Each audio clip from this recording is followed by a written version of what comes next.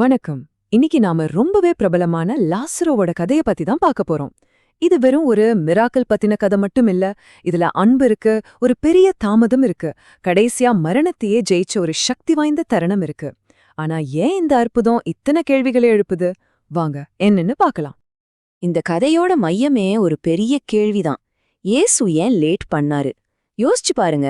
நமக்கு ரொம்ப அவசரமா ஒரு உதவி தேவைப்படும்போது அது லேட்டா கிடைச்சா எப்படி இருக்கும்? அந்த வலிய தான் இந்த கேள்வி கரெக்டா தொடுது. அதனால தான் இந்த கதை இன்னிக்கும் நம்ம மனசுக்கு ரொம்ப நெருக்கமானதாவும் சக்தி வாய்ந்ததாவும் இருக்கு. சரி, முதல்ல அந்த குழப்பமான தாமதத்தை பத்தி பாப்போம். லாசரஸ் சாகர நிலைமையில இருக்கான்னு தெரிஞ்சும் இயேசு ஏன் உடனே போகாம வெயிட் பண்ணாரு? கேக்குறதுக்கு ரொம்ப விசித்திரமா இருக்குல்ல? ஆனா அந்த தாமதத்துக்கு பின்னாடி ஒரு ஆழமான காரணம் இருந்துச்சு. லாசருக்கு உடம்பு சரியில்லைன்னு நியூஸ் கேட்டதும் இயேசு உடனே கிளம்பல. வேணும்னே 2 நாள் வெயிட் பண்றாரு. அவர் சொன்னது என்னன்னா, இந்த நோய் சாவல முடியாது, ஆனா இது மூலமா கடவுளோட மகிமை வெளிப்படும்னு சொன்னாரு. சொல்லப்போனா இந்த தாமதம்தான் நடக்கப் போற ஒரு பிரம்மாண்டமான அற்புதத்துக்கு ஒரு ஸ்டேஜ செட் பண்ணுச்சு. இந்த தாமதத்துல இன்னொரு விஷயமும் இருக்கு. அதுதான் உண்மையான ஆபத்து. அவரோட சீஷர்கள் யூதேயாவுக்கு திரும்பி போக ரொம்பவே பயந்தாங்க. ஏன்னா கொஞ்ச நாளைக்கு முன்னாடிதான் அங்க வச்சு இயேசுவ கல்லால அடிச்சே கொல்ல முயற்சி பண்ணாங்க. அவங்களோட பயமே நிலைமை எவ்ளோ சீரியஸா இருந்துச்சுன்னு நமக்கு காட்டுது. இயேசு முதல்ல சாவ தூக்கம்னு ஒரு உருவகமா சொல்றாரு. ஷீஷர்களுக்கு புரியலன்னு தெரிஞ்சதும் இல்ல, லாசரு செத்துட்டான்னு தெளிவா சொல்றாரு. அப்புறம் ஏன் தாமதமா போறோம்னு காரணத்தையும் சொல்றாரு. நடக்க போறத பார்த்து அவங்களோட நம்பிக்கை இதுவரைக்கும் இல்லாத அளவுக்கு ரொம்பவே பலப்பட போகுதுன்னு சொன்னாரு. சரி, இப்போ கதை பெத்தானியாவுக்கு போகுது. ஏசு அங்க போய் சேரும்போது அந்த இடம் அமைதியான துக்கத்துல இல்ல, அது ஒரு எமோஷனல் புயல் மாதிரி இருந்துச்சு. அங்க நம்பிக்கை, வலி, விரக்தி எல்லாம் ஒன்னா கலந்திருந்துச்சு. சரியா 4 நாள். அந்த காலத்துல இது ரொம்ப முக்கியமான ஒரு விஷயம். 4 நாள் ஆயிடுச்சுன்னா அவ்ளோதான், உயிர் திரும்பி வர்றதுக்கு எந்த வாய்ப்புமே இல்லைன்னு நம்புனாங்க. சோ 4 நாள் கழிச்சு வர்றது மூலமா மனுஷங்களால மாத்தவே முடியாதுன்னு நினைச்ச ஒரு மரணத்தை இயேசு நேருக்கு நேரா சந்திக்கிறாரு. அங்க 2 சகோதரிகளோட வலிய நாம பாக்குறோம். மார்த்தாளோட துக்கம் விசுவாசத்தோட கலந்து வருது. அவ சில கேள்விகளை கேக்குறா. ஆனா மரியாளுக்கு அவளோட துக்கத்தை வார்த்தையால சொல்ல முடியல. அவ அப்படியே உடைஞ்சு போயிடுறா. ஒரே இழப்புதான், ஆனா 2 பேரும் அத 2 விதமா அனுபவிக்கிறாங்க. இயேசு அழுதது அவரோட நண்பன் லாசருக்காக மட்டுமல்ல, அங்க இருந்த எல்லா மக்களோட வலியும் பார்த்து அந்த ஒட்டுமொத்த மனுஷ துக்கத்தால ரொம்பவே கலங்கி போறாரு. அவங்களோட வலி அவரோட வலியா மாறுது. இது அவரோட மனசுல எவ்வளவு ஆழமான இரக்கம் இருந்துச்சுன்னு நமக்கு காட்டுது. அந்த துக்கத்தோட உச்சக்கட்டத்தில தான் இந்த கதையோட மிக முக்கியமான இறையியல் உண்மை வெளிப்படுது. இயேசு ஏதோ ஆறுதலுக்காக 2 வார்த்தை சொல்லல. அதுக்கு பதிலா அவரோட உண்மையான அடையாளம் என்னன்னு வெளிப்படுத்துறாரு. மார்த்தாள் சொன்ன அந்த விசுவாசமான வார்த்தை ஒரு கதவை திறக்கிற மாதிரி இருந்துச்சு. அவ நீர்தான் மெசியான்னு ஏத்துக்கிட்டதுனால இயேசு தன்னை பத்தின ஒரு மிக ஆழமான உண்மைய சொல்றதுக்கு சரியான ஒரு சூழல் உருவாச்சு. இப்போதான் இந்த கதையோட கிளைமேக்ஸே வருது. இயேசு சொல்றாரு, நானே உயிர்த்தெழுதலும் ஜீவனுமா இருக்கிறேன். இந்த வார்த்தைகளுக்கு என்ன அர்த்தம்னா, நித்திய வாழ்வுங்கிறது எதிர்காலத்துல கிடைக்க போற ஒரு பரிசு மட்டும் இல்ல, அது இப்போ இந்த நிமிஷத்திலேயே அவர் மூலமா கிடைக்கிற ஒரு சக்தி. இதுதான் இயேசு அங்க அறிவிக்கிறாரு. சரி, இப்போ நாம கதையோட அடுத்த கட்டத்துக்கு, அதாவது அந்த அற்புதத்தோட கிளைமேக்ஸுக்கு வரும். கல்லறை வாசல்ல நடந்த அந்த திக் திக் நிமிஷங்களை, அந்த திட்டமிடப்பட்ட செயல்களை பத்தி பார்க்கலாம் வாங்க. இது உண்மையிலே ரொம்ப பவர்ஃபுல்லான ஒரு மொமெண்ட். ஏன்னா அவ்வளோ விசுவாசம் வச்சிருந்த மார்த்தாளே வேண்டாம் 4 நாள் ஆச்சு நாத்தம் அடிக்கும்னு சொல்லி தயங்குறா. இதுதான் மரணத்தோட கொடூரமான ரியாலிட்டி. அவளோட இந்த தயக்கம் நம்மளோட லாஜிக்குக்கும் நடக்க போற ஒரு தெய்வீக அற்புதத்துக்கும் நடுவுல இருக்கிற போராட்டத்தை அப்பட்டமா காட்டுது. இங்க நடக்கிற ஒவ்வொரு விஷயமும் ரொம்ப முக்கியம். அது ஒரு ஆர்டரா நடக்குது. இயேசுவோட ஒவ்வொரு ஆசையும் ரொம்ப திட்டமிட்டதா இருந்துச்சு. இன்னொரு முக்கியமான விஷயம் என்னன்னா, இந்த அற்புதத்துல மனுஷங்களுக்கு ஒரு பங்கு கொடுத்தாரு. பாருங்க, லாசரு உயிரோட வெளிய வர்றான். ஆனா உடம்புல இன்னும் அந்த பிரேத துணிகளோட கட்டுகளோட தான் வர்றான். மறுபடியும் இயேசுவே அதை அவிழ்க்கல. அங்க இருந்தவங்கள பார்த்து அவனோட கட்டுகளை அவிழ்த்து விடுங்கன்னு சொல்றாரு. இது என்ன காட்டுதுன்னா, உயிரை கொடுக்கறது தெய்வீகமான செயல், ஆனா அந்த விடுதலைய முழுமையாக்குறதுல மனுஷங்களுக்கும் ஒரு பங்கு இருக்கு. இவ்ளோ பெரிய ஒரு அற்புதம் நடந்திருக்கு. இதோட விளைவு எப்படி இருந்திருக்கும்னு நினைக்கிறீங்க? ஆனா நடந்தது ரொம்பவே ஆச்சரியமான, முரண்பாடான ஒரு விஷயம். பொதுவா நாம என்ன நினைப்போம்? இப்படி ஒரு அற்புதம் நடந்தா எல்லாருமே ஒன்னா சேருவாங்கன்னு. ஆனா இங்க நடந்தது அப்படியே உல்டா. இத நேர்ல பார்த்தவங்க ரெண்டா பிரிஞ்சு போனாங்க. ஒரு குரூப் இயேசு மேல நம்பிக்கை வச்சாங்க. இன்னொரு குரூப் உடனே போய் பரிசேயர்கள் கிட்ட போட்டு கொடுத்தாங்க. பாருங்க, ஒரே சம்பவம், ஆனா 2 விதமான ரியாக்ஷன். இதோட விளைவுகள் உண்மையிலேயே ரொம்ப அதிர்ச்சிகரமா இருந்துச்சு. யோசிச்சு பாருங்க, லாசருவுக்கு உயிரை கொடுத்த அதே அற்புதம்தான் இயேசுவோட மரணத்துக்கான பிளான வேகப்படுத்துச்சு. மத தலைவர்கள் எல்லாம் ஒன்னா கூடி இயேசுவ கொல்லணும்னு அதிகாரப்பூர்வமா முடிவு செஞ்சாங்க. அப்போ நம்ம இந்த கதையோட மையமான ஒரு முரண்பாட்டுக்கு வரும். ஒருத்தருக்கு வாழ்வு கொடுக்கிற ஒரு மகத்தான செயல் எப்படி இன்னொருத்தரோட மரணத்துக்கான சதிக்கு நேரடியா காரணமா அமைய முடியும்? இந்த கேள்விதான் லாசரோவோட கதைய வெறும் ஒரு மிராக்கிள் ஸ்டோரியா மட்டும் பார்க்காம அதுக்கு மேல ரொம்ப ஆழமா யோசிக்க வைக்குது. ஒரு கதை, ஒரு கலாச்சாரம், ஒரு நம்பிக்கை, இது எல்லாத்தோட போக்கையும் மாத்தின ஒரு முக்கியமான தருணத்தை பத்தி தான் நாம இன்னைக்கு பார்க்க போறோம். வாங்க, கிறிஸ்தவ வரலாற்றுல ஒரு பெரிய திருப்புமுனையா அமைஞ்ச யோவான் 12ஆம் அதிகாரத்துக்குள்ள ஆழமா போகலாம். சரி, வாங்க நேரா கதைக்குள்ள போயிடலாம். பெத்தானியான்னு ஒரு ஊரு. அந்த ஊரே ஒரு மாதிரி பரபரப்பா பதற்றமா இருக்கு. ஏன் தெரியுமா? அங்க ஒரு நம்ப முடியாத அற்புதம் நடந்திருக்கு. இறந்து போன லாசருவ இயேசு உயிரோட எழுப்பியிருக்காரு.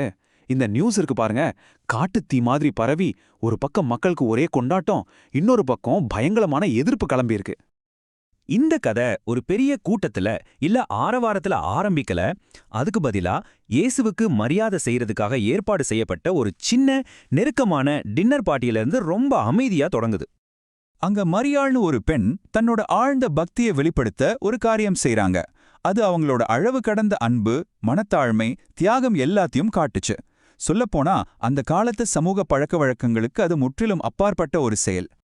இங்கதான் ஒரு சுவாரஸ்யமான முரண்பாட்டை நம்ம பார்க்கறோம். பாருங்க, ஒரே செயல், ஆனா அதுக்கு 2 முற்றிலும் எதிரான ரியாக்ஷன்ஸ்.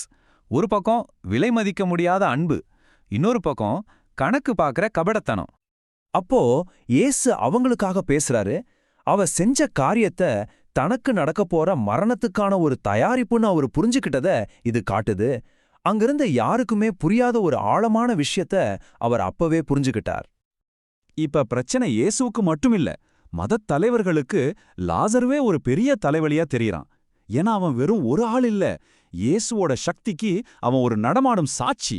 அதனால அவனையும் தீர்த்து கட்டணும்னு திட்டம் போடுறாங்க. சரி, இந்த தனிப்பட்ட விருந்திலிருந்து இப்ப கதை பொதுமக்களோட ஆரவாரத்துக்கு நகருது. தலைநகர் எருசலேம்குள்ள இயேசு நுழையும் போது என்ன நடக்குதுன்னு பார்க்கலாம். லாசரு பத்தின செய்தி ஊரு முழுக்க பரவி மக்கள் மனசுல ஒரு பெரிய நம்பிக்கை வந்திருக்கு. ரோம ஆட்சிக்கு கீழே கஷ்டப்படுற அவங்க இயேசுதான் தங்களை காப்பாத்த வந்த ஒரு புரட்சி ராஜான்னு நினைக்கிறாங்க. அதனாலதான் அவ்வளோ பெரிய ஆரவாரமான வரவேற்பு. ஆனா இயேசு அவர் ஏறி வர்ற வாகனத்தை ரொம்ப கவனமா தேர்ந்தெடுத்தார். ஒரு கழுதை. அது சமாதானத்தோட வர்ற ராஜாவை குறிக்குது. இது போருக்கு வர்ற ஒரு தளபதியோட போர்க்குதிரைக்கு நேர் எதிரானது. இந்த ஒரு வரி பரிசேயர்களோட விரக்திய அப்படியே படம் பிடிச்சு காட்டுது. அவங்களுக்கு தங்களோட அதிகாரமும் செல்வாக்கும் கைவிட்டு போகுதோன்னு ஒரு பயம் வந்துருச்சு. இந்த மக்கள் கூட்டம், ஆரவாரம், இது எல்லாத்துக்கும் நடுவுல யாருமே எதிர்பார்க்காத சில பேர் வராங்க. அவங்களோட ஒரு சின்ன கோரிக்கை இந்த கதையோட போக்கையே மாத்தப் போகுது. இந்த ஒரு சின்ன கோரிக்கை இயேசுவோட செய்தி யூத மக்களுக்கு மட்டும் இல்ல, அது உலகத்தில் இருக்க எல்லாருக்குமானதுங்கிறதுக்கான ஒரு முதல் அறிகுறியா இருந்துச்சு.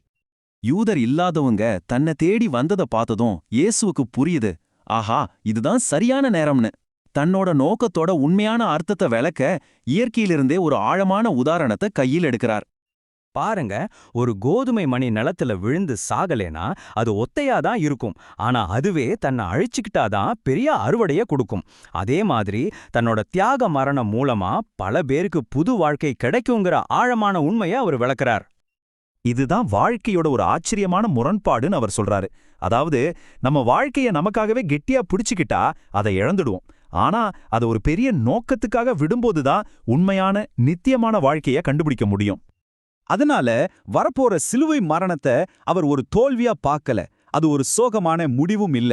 அதுக்கு பதிலா இந்த உலகத்துல இருக்கிற தீய சக்திகளை ஜெயிக்க போற ஒரு மாபெரும் வெற்றிக்கான தருணம்னு அறிவிக்கிறார். இப்படி இயேசு தெளிவா போதிச்சாலும் மத தலைவர்கள் உட்பட பல பேருக்கும் இந்த புது உண்மையை ஏத்துக்க ரொம்ப கஷ்டமா இருந்துச்சு. அதாவது, மக்கள் மனசுல இருந்த வேதத்தை பற்றிய புரிதல் முழுசா இல்ல. அவங்க ஒரு அரசியல் ராஜாவை எதிர்பார்த்தாங்க. ஆனா இயேசுவோ ஒரு தியாகம் செய்யற மீட்பரா இருந்தார். இது மனுஷங்க மனசுல நடக்கிற ஒரு ஆழமான போராட்டத்தை நமக்கு காட்டுது. அவங்க மனசுல நம்பிக்கை இருந்துச்சு, ஆனா இந்த சமூகம் நம்மள ஒதுக்கி வச்சுடுமோங்கிற பயம் அந்த நம்பிக்கையை விட ரொம்ப வலிமையா இருந்துச்சு. ஆக மொத்தம் இந்த அதிகாரம் இயேசுவோட ஒரே ஒரு முகத்தை மட்டும் காட்டல. அவர் ஒரு தாழ்மையுள்ள ராஜா, கஷ்டப்படுற மீட்பர், உலகத்துக்கே வெளிச்சம், ஒரு நியாயாதிபதி, இப்படின்னு பல முகங்களை நமக்கு காட்டுது. இதையெல்லாம் பார்த்து அவரை எப்படி ஏத்துக்க போறீங்கன்னு ஒவ்வொருத்தருக்கும் ஒரு சவாலை வைக்குது. கடைசியா இது நம்ம கிட்ட ஒரு ஆழமான சிந்திக்க வைக்கிற கேள்விய விட்டுட்டு போகுது. உண்மையான நம்பிக்கைனா என்ன? அது மனசுக்குள்ள இருக்கிற ஒரு எண்ணமா இல்ல வெளியில தெரியிற ஒரு செயலா? வாங்க, சரித்திரத்துல நடந்த ரொம்ப முக்கியமான ஒரு தருணத்தை பத்தி பார்க்கலாம். அதுதான் கடைசி இரா பூஜனம். இயேசுவுக்கு தெரியும் தன்னோட நேரம் நெருங்கிடுச்சுன்னு. அந்த சாயங்காலம் ரொம்பவே ஒரு பதட்டமான, அதே சமயம் ரொம்ப அர்த்தமுள்ள ஒரு நேரமா இருந்துச்சு. அங்கதான் தன் சீடர்களுக்கு அவர் ஒரு கடைசி மறக்கவே முடியாத பாடத்தை சொல்லிக் கொடுக்க போறார். அது என்ன பாடம்? வாங்க பார்க்கலாம். இங்க சொல்லப்பட்டிருக்கிற அன்பு அது சாதாரணமான அன்பு கிடையாது.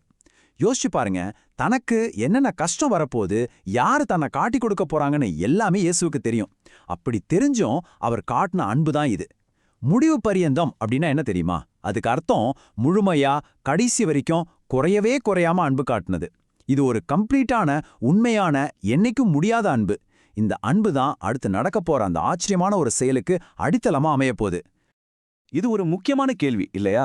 அன்பை பத்தி பேசுறது ரொம்ப ஈஸி. ஆனா அந்த அன்பை, அவ்வளவு சக்தி வாய்ந்த அன்பை எப்படி ஒருத்தர் செயல்ல காட்ட முடியும்?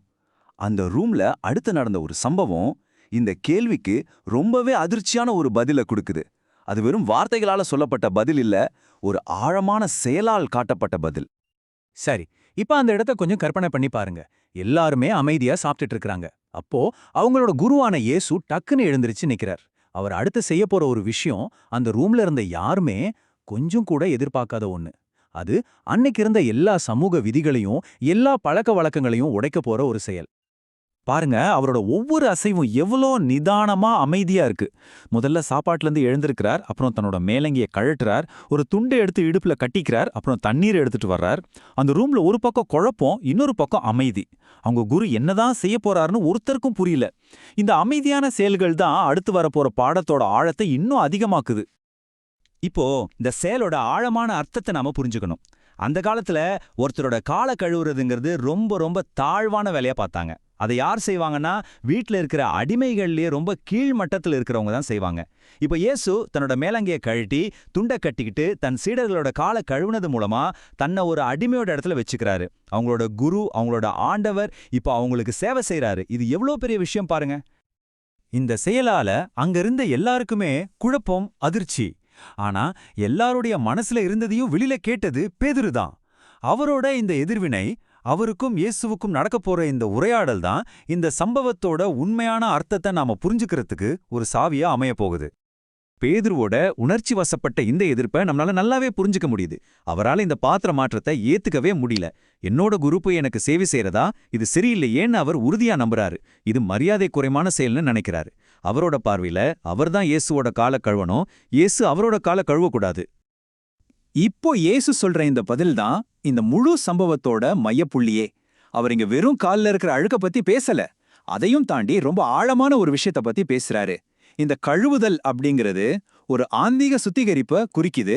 அதாவது இயேசு மூலமா கிடைக்கிற மீட்பையும் மன்னிப்பையும் ஒருத்தர் ஏத்துக்கிட்டாதான் அவரோட உறவுல இருக்க முடியும்னு ரொம்ப தெளிவா சொல்றாரு. சரி, இந்த ஆன்மீக சுத்திகரிப்பை இன்னும் கொஞ்சம் தெளிவா புரிஞ்சுக்கலாம். இதுல 2 பகுதி இருக்கு. இயேசு சொல்ற குளியல் அப்படிங்கிறது ஒருத்தர் அவரை ஏத்துக்கிட்டு ரட்சிக்கப்படுறது. இது வாழ்க்கையில ஒரு முறை நடக்கிற விஷயம். ஆனா கால் கழுவுதல் அப்படிங்கிறது நாம தினசரி செய்யற தவறுகளுக்காக அவர்கிட்ட மன்னிப்பு கேட்டு அவரோட இருக்கிற நம்ம உறவை புதுப்பிச்சு ஆரோக்கியமா வச்சுக்கிறது. ஒன்னு உங்களை அவரோட குடும்பத்துல ஒருத்தராக்குது, இன்னொன்னு அந்த உறவை உயிர் போட வச்சுக்குது. எல்லாருடைய கால்களையும் கழுவி முடிச்சதுக்கு அப்புறம் இயேசு மறுபடியும் தன்னோட உடைய போட்டுக்கிட்டு உட்கார்றாரு. இப்பதான் அவர் செஞ்ச இந்த செயலுக்கு பின்னாடி இருக்கிற ஆழமான பாடத்தை விளக்க போறாரு. சீடர்கள் எல்லாரும் அவர் என்ன சொல்ல போறாருன்னு ரொம்ப அமைதியா காத்துட்டு இருக்காங்க. இங்க ஒரு முக்கியமான விஷயத்தை நாம கவனிக்கணும். இயேசு தன்னோட அதிகாரத்தை மறுக்கவே இல்ல. அவர் சொல்றாரு, நீங்க என்ன குருன்னு ஆண்டவர்னு சொல்றீங்க, அது சரிதான், நான் அவர்தான் அப்படின்னு தன்னோட அடையாளத்தை உறுதிப்படுத்துறாரு. ஆனா இதுக்கு அடுத்த வரியில உண்மையான அதிகாரம்னா என்ன, உண்மையான தலைமை பண்புனா என்னன்னு ஒரு புது விளக்கத்தை கொடுக்க போறாரு. இதுதான் அந்த முக்கியமான கட்டளை. இயேசு சொல்றாரு, உங்க குருவும் ஆண்டவருமா இருக்கிற நானே உங்க காலை கழுவும் போது நீங்களும் ஒருத்தருக்கொருத்தர் இதே மாதிரி காலை கழுவணும். இது ஏதோ ஒரு தடவை செய்யற சடங்கு கிடையாது. இது ஒரு முன்மாதிரி, ஒரு எக்ஸாம்பிள். அதாவது உங்க தலைவனா இருக்கிற நானே உங்களுக்கு சேவை செஞ்சேன், அதனால நீங்களும் ஒருத்தருக்கொருத்தர் தாழ்மையோட சேவை செய்யணும். தலைமைங்கிறது அதிகாரம் பண்றதில்ல, சேவை செய்யறது தான்னு தெளிவா சொல்றாரு. அப்போ இந்த சம்பவத்துல இருந்து நாம கத்துக்க வேண்டிய முக்கியமான பாடங்கள் என்னென்ன? 1, உண்மையான தலைமைங்கிறது தாழ்மையோட சேவை செய்யறதுல தான் இருக்கு. 2, எந்த ஒரு ஷீடனும் தன்னோட குருவை விட பெரியவன் கிடையாது. 3, ரொம்ப முக்கியமா இந்த உண்மைகளை எல்லாம் சும்மா தெரிஞ்சு வச்சுக்கிட்டா மட்டும் பத்தாது. அதன்படி நடக்கும்போது, அதாவது செய்யும்போது தான் உண்மையான ஆசீர்வாதம் கிடைக்கும்னு இயேசு சொல்றாரு. தாழ்மையை பத்தின இந்த ஆழமான பாடத்துக்கு அப்புறமா கதையோட டோன் திடீர்னு மாறுது. ஒரு சோகமான வலி நிறைஞ்ச ஒரு திருப்பம் வருது. ஏன்னா அந்த ரூம்ல இருந்த எல்லாருமே இந்த பாடத்தை ஏத்துக்கலைங்கிற உண்மையை இயேசு வெளிப்படுத்த போறாரு. இந்த வார்த்தைகளை கேட்டதும் அந்த ரூம்ல ஒரு அதிர்ச்சி பரவி இருக்கும். யோசிச்சு பாருங்க, கொஞ்ச நேரத்துக்கு முன்னாடி தான் எல்லாருடைய கால்களும் கழுவப்பட்டுச்சு, எல்லாரும் சுத்தமா தான் இருந்தாங்க. ஆனா இயேசு இங்க சொல்றது யூதாஸ் இஸ்காரியோத்தை பத்தி. அவன் உடம்பளவுல அங்க இருந்தாலும் அவனோட இடையும் அப்பவே இயேசுவை நிராகரிச்சிடுச்சு. அவனோட உள் மனசு சுத்தமா இல்லைன்னு சொல்றாரு. இந்த ஒரு வரி இயேசுவோட மனித இயல்பை ரொம்ப அழகா காட்டுது. தனக்கு என்ன நடக்கப் போகுதுன்னு அவருக்கு முன்னாடியே தெரிஞ்சிருந்தாலும் கூட ஒரு நெருங்கிய நண்பன் செய்ய போற துரோகம் அவருக்கு மனசு அளவுல பெரிய வலியையும் வேதனையும் கொடுக்குது. அவர் ஆவியிலே கலங்கினார்னு சொல்லப்பட்டிருக்கு. அவர் ஒரு முழுமையான தெய்வம் மட்டுமல்ல, நம்மள மாதிரி உணர்ச்சிகள் உள்ள ஒரு முழுமையான மனிதரும் கூடங்கிறதை இது காட்டுது. அந்த துரோகத்தோட வலி அவரை ரொம்பவே பாதிச்சிருக்கு. ஆனா பாருங்க, இந்த மாதிரி ஒரு வலி நிறைஞ்ச தருணத்துக்கு பின்னால கூட ஒரு நோக்கம் இருந்துச்சு. இந்த துரோகத்தை பத்தி இயேசு ஏன் முன்னாடியே சொன்னாருன்னா, அது நடந்த பிறகு மற்ற சீடர்கள் நம்பிக்கை இழந்துடக்கூடாது. மாறா அவர் சொன்னது அப்படியே நடந்துச்சு, அப்போ அவர் உண்மையிலே மேசியாதான்னு முழுமையை நம்பணுங்கிறதுக்காக தான். இந்த தீர்க்க தரிசனம் அவங்களோட விசுவாசத்தை இன்னும் பலப்படுத்துற ஒரு கருவியா மாறுச்சு. சரி, இந்த முழு கதையும் நம்ம இப்ப பார்த்து முடிக்கும்போது நம்ம மனசுல இந்த ஒரு கேள்வி எழாம இருக்காது. உண்மையான அதிகாரம்னா என்ன? அது ஒரு பெரிய பொறுப்புல இருக்கிறதுலையா இருக்கு, இல்ல மத்தவங்களுக்கு சேவை செய்யறதுக்கு நம்மளா எடுக்கிற ஒரு முடிவுல இருக்கா? நம்ம அதிகாரத்தை எப்படி பார்க்கறோம்? தலைமை பண்புனா மத்தவங்கள ஆட்டி படைக்கிறதா, இல்ல அவங்களுக்கு தாளம்பியோட சேவை செய்யறதா? இந்த ஒரு சின்ன ஆனா ரொம்ப ஆழமான செயல் 2000 வருஷம் கழிச்சும் இன்னைக்கும் தலைமை, அன்பு, சேவை இத பத்தின நம்மளோட புரிதலே கேள்விக்குள்ளாக்குது. இத பத்தி நீங்க என்ன நினைக்கிறீங்க? யோசிச்சு பாருங்க. வணக்கம். இன்னைக்கு நாம எல்லாருக்கும் ஏற்படுற ஒரு பொதுவான உணர்வு, அதாவது பயம், கவலை, இதையெல்லாம் பத்தி பேசுற ரொம்பவே ஆறுதல் தர்ற ஒரு அத்தியாயத்தை தான் பார்க்க போறோம். ஆமாங்க, பைபிள்ல இருக்கிற யோவான் 14வது அதிகாரம். வாங்க அதுக்குள்ள என்ன இருக்குன்னு ஆழமா அலசி ஆராயலாம். முதல்ல இத கொஞ்சம் யோசிச்சு பாருங்களேன். உங்க வாழ்க்கையில நீங்க ரொம்ப ரொம்ப நம்புற ஒருத்தர், உங்க தலைவர், திடீர்னு நான் உங்களை விட்டு நிரந்தரமா போக போறேன்னு சொன்னா உங்களுக்கு எப்படி இருக்கும்? சரியா? இதே மாதிரி ஒரு சூழ்நிலையில தான் இயேசுவோட சீடர்கள் இருந்தாங்க. அந்த எமோஷனல் செட்டப்ல தான் யோவான் 14ஆம் அதிகாரமே தொடங்குது. இது ஏதோ கற்பனையா கேட்கிற கேள்வி இல்ல, நிஜமாவே நடந்த ஒரு விஷயம். இயேசு நான் போக போறேன்னு சொன்னப்போ அவருடைய சீடர்கள் எதிர்கொண்ட பயங்கரமான நெருக்கடி இதுதான். அவங்க உலகம் மொத்தமா தலைகீழா மாறுற மாதிரி ஒரு ஃபீலிங். சோ இங்க தான் அசல் பிரச்சனை ஆரம்பிக்குது. இயேசு போக போறேன்னு சொன்னதும் சீடர்களோட மனசு உடைஞ்சு போயிடுச்சு, பயங்கரமா கலங்கிட்டாங்க. சரி, இந்த கலக்கத்தை இயேசு எப்படி சரி பண்றார் வாங்க பார்க்கலாம். அப்போ இயேசு என்ன சொல்றாருன்னா, உங்க மனசு கலங்க வேண்டாம், கடவுளை நம்புறீங்க இல்லையா, என்னைய நம்புங்கன்னு சொல்றார். பாருங்க, இது அவங்க பயத்துக்கு ஒரு நேரடியான பதில். இது வெறும் கவலைப்படாதீங்கன்னு சொல்ற ஆறுதல் வார்த்தை மட்டும் இல்ல, உங்க கவனத்தை நம்பிக்கை மேல வைங்கன்னு சொல்ற ஒரு அழைப்பு. சரி, அவங்க பயத்தை போக்க இயேசு கொடுக்கிற முதல் ஆறுதல் என்ன தெரியுமா? அது ஒரு சூப்பரான வாக்குறுதியோட ஆரம்பிக்குது. என் தகப்பனோட வீட்ல அப்படின்னு இயேசு சொல்றது பரோகத்தை தான். அது ஒரு பெரிய பில்டிங் மாதிரி கற்பனை பண்ணிக்காதீங்க, அது ஒரு உருவகம். இதுல ரொம்ப இன்ட்ரெஸ்டிங்கான விஷயம் என்னன்னா, அங்க நிறைய அறைகள் இருக்குன்னு சொல்றாரு. இதுக்கு என்ன அர்த்தம்? எல்லாருக்கும் அங்க இடம் இருக்கு, யாரும் ஒதுக்கப்பட மாட்டாங்கங்கிற ஒரு பெரிய உத்தரவாதம் இது. அப்ப பாருங்க, இது ஏதோ நாம போய் சேர வேண்டிய ஒரு டெஸ்டினேஷன் மட்டும் இல்ல, நமக்காகவே ரொம்ப அன்பா தயார் செய்யப்பட்ட ஒரு நிரந்தரமான வீடு. இந்த ஒரு வாக்குறுதியே சீடர்களுக்கு ஒரு பெரிய எதிர்கால நம்பிக்கையையும் ஒரு தெளிவான இலக்கையும் கொடுக்குது. ஓகே, பரலோகத்துல நமக்காக ஒரு இடம் இருக்கு. சூப்பா. ஆனா அங்க எப்படி போறது? இதுதானே அடுத்த கேள்வி. இந்த கேள்விக்கு இயேசு கொடுக்கிற பதில் தான் இந்த அதிகாரத்தோட ஹார்ட், அதாவது மையக்கருத்தே. இந்த கேள்விய அப்போ ஒரு சீடர் தோமா ரொம்ப வெளிப்படையா கேட்டுட்டார். அவர் ஏதோ பிலாசபி எல்லாம் பேசல, ரொம்ப பிராக்டிக்கலா, ஐயா நீங்க போற இடம் எங்களுக்கு தெரியாது, வழியும் தெரியாது, நாங்க எப்படி அங்க வர்றதுன்னு கேட்டுட்டார். நிஜம் சொல்லணும்னா நம்ம எல்லாருக்குமே இந்த சந்தேகம் வரும் இல்லையா? தோமாவோட இந்த கேள்விக்கு இயேசு கொடுத்த பதில் கிறிஸ்துவ நம்பிக்கையோட மிக மிக ஆழமான ஒரு ஸ்டேட்மெண்ட். அவர் என்ன சொன்னார்னா, நானே வழி, நானே சத்தியம், நானே ஜீவன். என் மூலமா இல்லாம யாரும் தகப்பன்கிட்ட போக முடியாது. நல்ல கவனிங்க, அவர் ஒரு வழி காட்டுறேன்னு சொல்லல, நானே தான் அந்த வழி அப்படின்னு சொல்றாரு. இந்த ஒரே வரியில 3 பெரிய உண்மைகள் அடங்கியிருக்கு. நம்பர் 1, கடவுள்கிட்ட போகிறதுக்கான ஒரே வழி அவர்தான். நம்பர் 2, கடவுளை பத்தின முழுமையான சத்தியம் அவர்தான். நம்பர் 3, நமக்கு கிடைக்க போற அந்த நித்திய ஜீவனுக்கும் அவர்தான் ஆதாரம். ஓகே, இப்போ எங்க போகணும்னு தெரிஞ்சிருச்சு, எப்படி போகணும்னு வழியும் தெரிஞ்சிருச்சு. ஆனா இந்த பயணத்துல தனியா போறது கஷ்டம் இல்லையா? சீடர்களுக்கு யார் துணையா இருப்பாங்க? அவங்கள தனியா விட்டுட்டு போயிருவாரா? இல்ல, வாங்க அடுத்து என்ன சொல்றாருன்னு பார்க்கலாம். அப்போ சீடர்களுக்கு இன்னொரு பயம் வருது.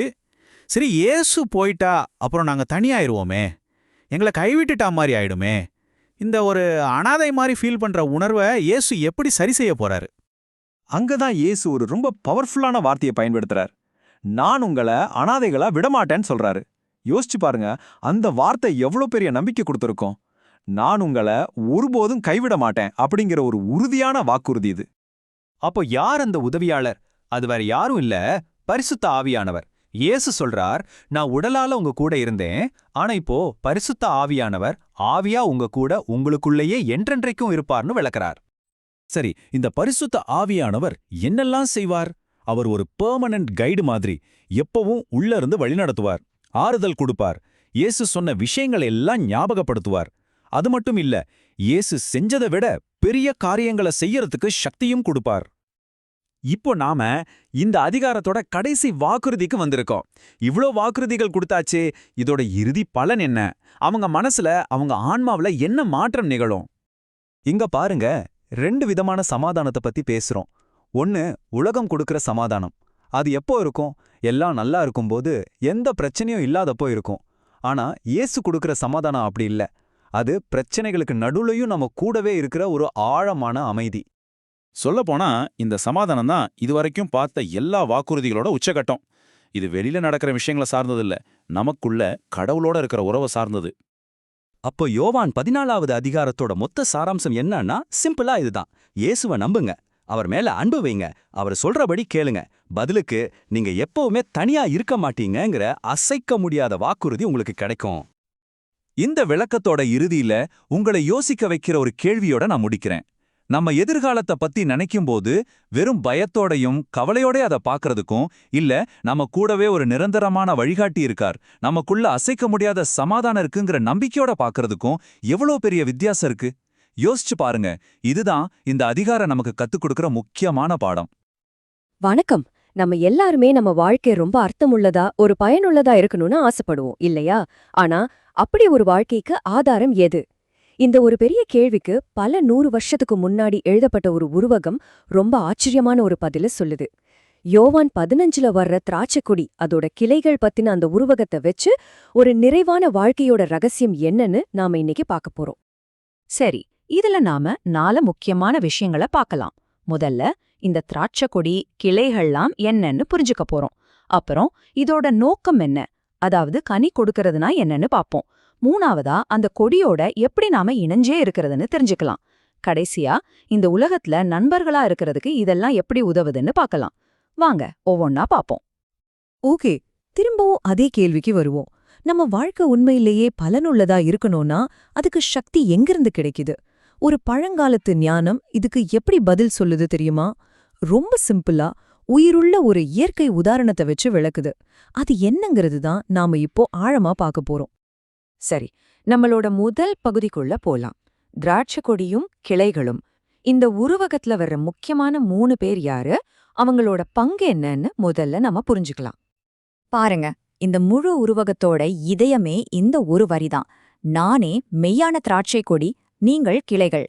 பார்க்கறதுக்கு ரொம்ப எளிமையான வார்த்தைகளா இருந்தாலும் இதுதான் எல்லாத்துக்கும் அடித்தளம். இது சும்மா ஒரு ஓம கிடையாது. இது உயிர் வாழ்றதுக்கு தேவையான ஒரு ஆழமான உறவை பத்தின விளக்கம். இப்போ இந்த அட்டவணைய பாருங்க. இது இன்னும் தெளிவா புரிய வைக்கும். திராட்சை கொடி, அதுதான் இயேசு. எல்லா உயிருக்கும் உண்மையான மூலம் அவர்தான். அப்புறம் தோட்டக்காரர், அதாவது பிதா, அவர்தான் இந்த கிளைகள்லாம் நல்ல செழிப்பா வளர உதவி பண்றாரு. கடைசியா கிளைகள், அதுதான் நாம. நம்ம உயிர் வாழணும்னா அந்த கொடியோட இணைஞ்சே ஆகணும். சிம்பிள். ஓகே, இப்போ இந்த உறவுல யார் யாருன்னு நமக்கு தெரிஞ்சிருச்சு. ஆனா இதுக்கெல்லாம் ஒரு நோக்கம் இருக்கணுமே. எதுக்காக இந்த திராட்சைக்கொடி, தோட்டக்காரர், கிளைகள் எல்லாம் ஒன்னா இருக்கணும்? ஆமா, இந்த முழு சிஸ்டம்க்கும் ஒரு ரொம்ப முக்கியமான நோக்கம் இருக்கு. அப்போ கனி கொடுக்கறதுனா என்ன? இது சும்மா அப்பப்போ நல்லது செய்யறது மட்டும் கிடையாது. இது நம்மளோட குணமே மாறுறது, அன்பு, கீழ்ப்படிதல் மாதிரியான குணங்கள் நம்ம வாழ்க்கையில வெளிப்படுறது. இன்னும் சிம்பிளா சொல்லணும்னா, உள்ளுக்குள்ள இருக்கிற அந்த இணைப்பு வெளியில தெரியறதுக்கு ஒரு அடையாளம், அதுதான் இந்த கனி. இங்க தோட்டக்காரர் செய்யற 2 முக்கியமான வேலைய கவனிங்க. 1, கனி கொடுக்காத எந்த கிளையா இருந்தாலும் அதை வெட்டிடுவாரு. இதுக்கு என்ன அர்த்தம்? அந்த கிளைக்கு கொடியோட உண்மையான தொடர்பே இல்லைன்னு அர்த்தம். 2வது விஷயம் இன்னும் சுவாரஸ்யமானது. நல்லா கனி கொடுக்கற கிளையையும் அவர் சும்மா விடமாட்டாரு. அதை இன்னும் அதிகமா கனி கொடுக்க வைக்கிறதுக்காக ப்ரூன் பண்ணுவாரு. அதாவது தேவையில்லாததை நீக்கி சீரமைப்பாரு. அப்போ நல்லா வளர்ற கிளைகளுக்கு கூட இந்த சீரமைப்பு ரொம்ப அவசியம். அப்போ ஒருவேளை அந்த கொடியோட ஒரு கிளை இணைஞ்சிருக்கலனா என்ன ஆகும்? ரொம்ப சிம்பிள். அது காஞ்சி போய் யாருக்கும் பிரயோஜனமில்லாம போயிடும். இத ஒரு எச்சரிக்கையா கூட எடுத்துக்கலாம். அந்த இணைப்பு இல்லேனா உயிர் இல்ல, உயிர் இல்லேனா கனியும் இல்ல. சரி, இணைஞ்சிருக்கிறது இவ்ளோ முக்கியம்னு புரிஞ்சுக்கிட்டோம். ஆனா அதை எப்படி செய்யறது? நம்ம உயிருக்கு ஆதாரமான அந்த தொடர்பை எப்படி நாம தொடர்ந்து மெயின்டைன் பண்றது? அதற்கான வழிகளை தான் இப்ப பார்க்க போறோம். இந்த நிலைத்திருத்தல் இல்லனா இணைந்திருத்தல் அப்படிங்கிற வார்த்தைக்கு என்ன அர்த்தம்? இது ஏதோ ஒரு நாள் எடுக்கிற முடிவு கிடையாது. இது ஒரு தொடர்ச்சியான வாழ்க்கை முறை. விசுவாசம், கீழ்ப்படிதல் மூலமா கிறிஸ்துவோட தொடர்ந்து ஒரு உறவுல இருக்கிறது. இது சும்மா உட்கார்ந்திருக்கிற நிலை இல்ல. இது ஒரு ஆக்டிவான, அவரை சார்ந்திருக்கிற ஒரு உறவு. இப்படி இணைஞ்சிருக்கிறதுனால என்னெல்லாம் நடக்கும்னு பாருங்க. உண்மையிலே ஆச்சரியமா இருக்கும். முதல்ல உங்க ஆசைகள் கடவுளோட விருப்பத்தோட ஒத்துப்போக ஆரம்பிக்கும். உங்க ஜெபங்களுக்கும் ஒரு தனி சக்தி கிடைக்கும். நீங்க கீழ்ப்படிறதே உங்க அன்பை காட்டுற விதமா மாறிடும். ஒரு முழுமையான, குறையாத சந்தோஷத்தை அனுபவிப்பீங்க. இது எல்லாத்துக்கும் மேல உங்க வாழ்க்கையே கடவுளுக்கு ஒரு மகிமையா இருக்கும். இந்த நம்பரை பாருங்க, 0, 0. அந்த திராட்சை கொடியோட தொடர்பில்லாம நம்ம சொந்த பலத்துல உருவாக்க முடிஞ்ச ஆன்மீக கனியோட அளவு இதுதான். எதுவுமே இல்ல. இந்த இணைப்பு எவ்ளோ முக்கியம்னு சொல்றதுக்கு இதைவிட ஒரு சக்தி வாய்ந்த உதாரணம் இருக்கவே முடியாது. சரி, இப்ப நம்ம கடைசி பகுதிக்கு வந்துட்டோம். திராட்சைக்குடியோட இணைஞ்ச ஒரு கிளையா இருக்கிறது இந்த உலகத்துல நம்மள சுத்தி இருக்கிறவங்களோட பழகுற விதத்தை எப்படி பாதிக்கும்? இதோட நிஜ உலக விளைவுகள் என்னவா இருக்கும்? அத பத்தி இப்ப பார்க்கலாம். இந்த உறவுல நடக்கிற ஒரு மிகப்பெரிய மாற்றத்தை பாருங்க. ஏசு அவரை பின்பற்றுபவர்ல வெறும் ஊழியக்காரர்கள்னு சொல்லாம நண்பர்கள்னு சொல்றாரு. ஒரு ஊழியக்காரருக்கும் நண்பருக்கும் என்ன வித்தியாசம்? ஊழியக்காரர் எதுக்குன்னு தெரியாமலேயே கட்டளைக்கு கீழ்ப்படிவார். ஆனா ஒரு நண்பர் அன்புனாலையும் ஒரே நோக்கத்தோடையும் கீழ்ப்படிவார். அவங்களுக்கு உங்களோட எஜமானரோட மனசும் தெரியும், திட்டமும் தெரியும். இது எவ்ளோ பெரிய ஒரு மாற்றம் இல்லையா? ஆனா ஏன் அவங்கள பின்பற்றுவங்களுக்கு இந்த உலகத்துல சில சமயம் எதிர்ப்பு வருது? காரணம் ரொம்ப சிம்பிள். நீங்க அந்த திராட்சைக்கொடியோட ஒரு பகுதியா இருக்கிறதுனால நீங்க இனி இந்த உலகத்தோட சிஸ்டத்துக்குள்ள வரமாட்டீங்க. உங்க வாழ்க்கைக்கு சக்தி வர்ற இடமும் வேற, நீங்க மதிக்கிற விஷயங்களும் வேற. இந்த வித்தியாசம்தான் சில நேரங்கள்ல மோதலுக்கு காரணமா அமையுது. ஆனா இந்த வரைபடத்துல பாக்குற மாதிரி உலகம் எதிர்ப்பு காட்டினாலும் விசுவாசிகள் தனியா விடப்படல. அவங்களுக்கு ஒரு துணையாளர் வாக்குத்தத்தம் செய்யப்பட்டிருக்கு. அதுதான் பரிசுத்த ஆவியானவர். அவரு இந்த பயணத்துல நமக்கு தேவையான பலத்தையும் உண்மையை எடுத்து சொல்றதுக்கான தைரியத்தையும் கொடுக்கறாரு. சரி, நாம நிறைவு பகுதிக்கு வந்துட்டோம். இந்த முழு உருவகத்தையோ இப்போ உங்ககிட்டயே கொண்டு வரேன். ஒரு நிமிஷம் யோசிச்சு பாருங்களேன். உங்க வாழ்க்கை என்ன மாதிரியான கனியை கொடுத்துக்கிட்டு இருக்கு? இந்த ஒரு கேள்வி நம்ம வாழ்க்கையோட உண்மையான ஆதாரம் எது, அதனால என்ன விளைவுகள் ஏற்படுதுன்னு ஆழமா யோசிக்க வைக்குது இல்லையா?